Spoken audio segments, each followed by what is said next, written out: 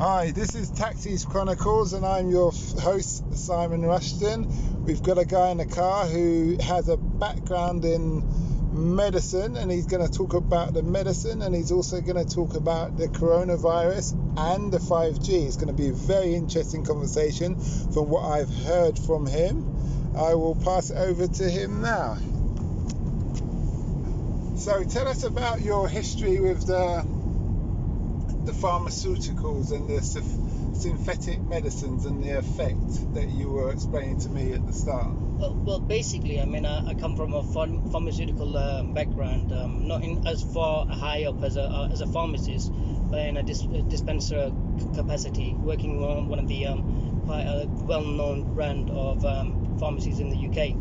And when I was actually doing my studies, I actually kind of wanted to understand what these medicines were. Now, there's a particular book called the BNF, which is the British National Formulary, and that particular book illustrates all of the active ingredients, side counterindications, and basically what type of medicines kind of work well with each other and what don't, also what the ingredients are.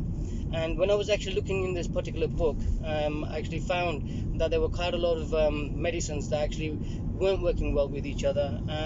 Started studying a little bit more, and actually kind of found, the information regarding big pharma and all of these big pharmaceutical companies, making a lot of money from innocent individuals who are taking pills that are basically, reducing their lifespan in that respect.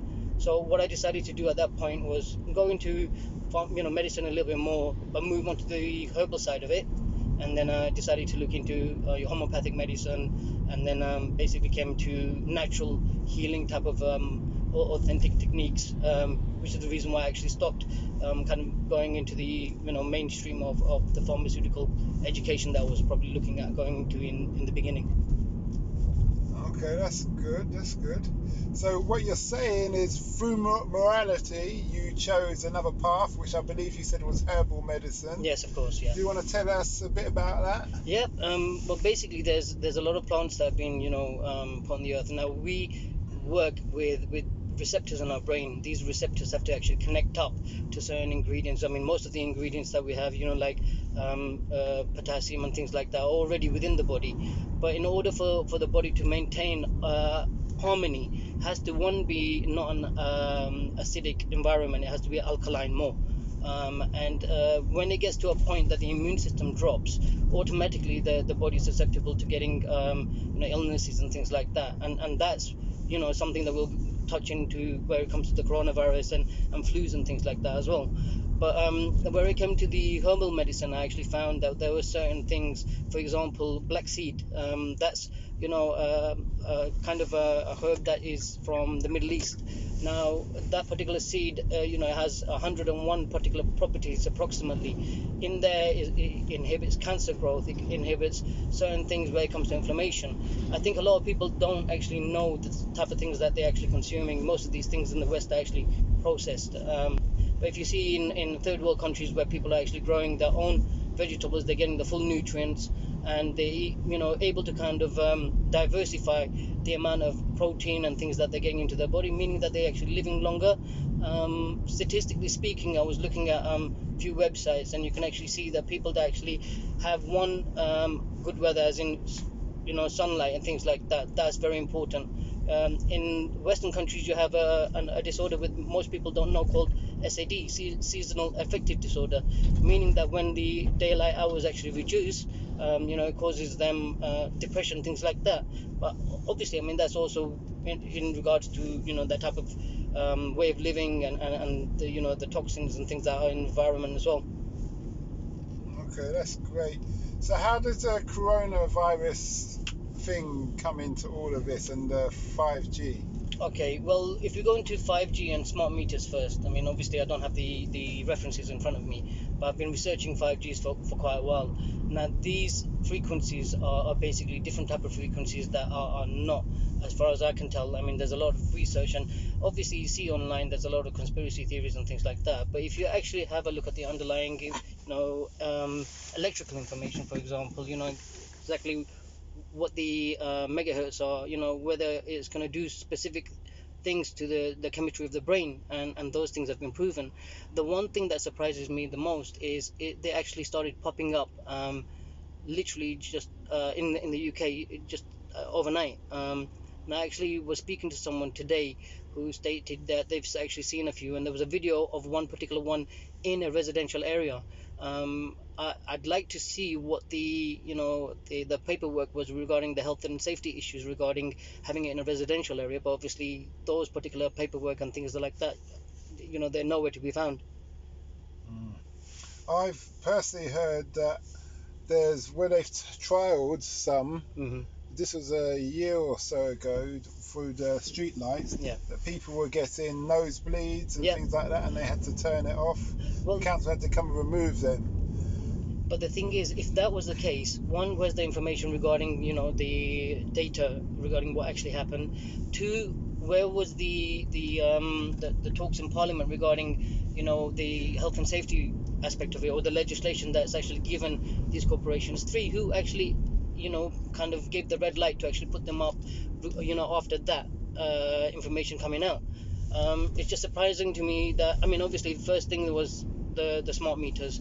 Now, if you actually get one of the actual high frequency meters and put it above one of these particular potholes, for example, you'll see it's way beyond what should be, safe for a human being.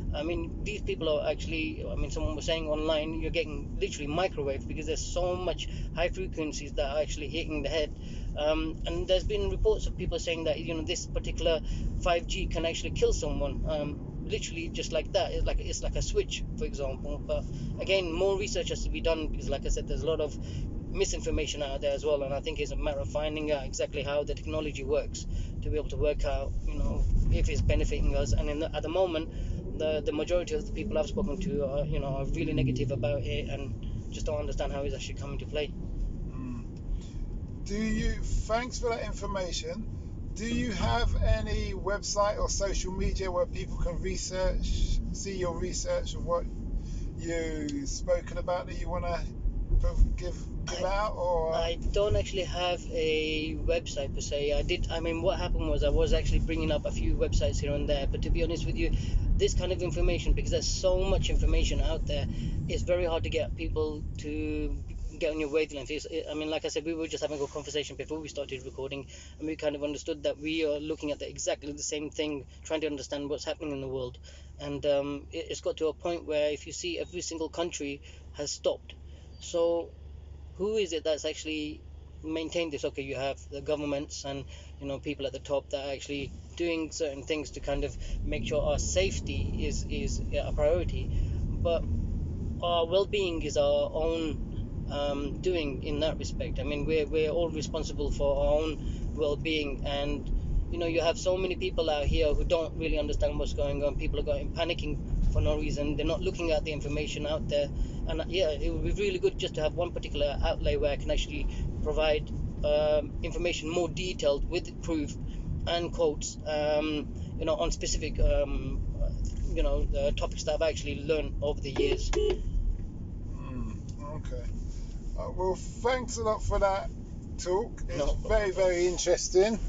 I'm sure people will want to be able to connect with you later on or do their own research.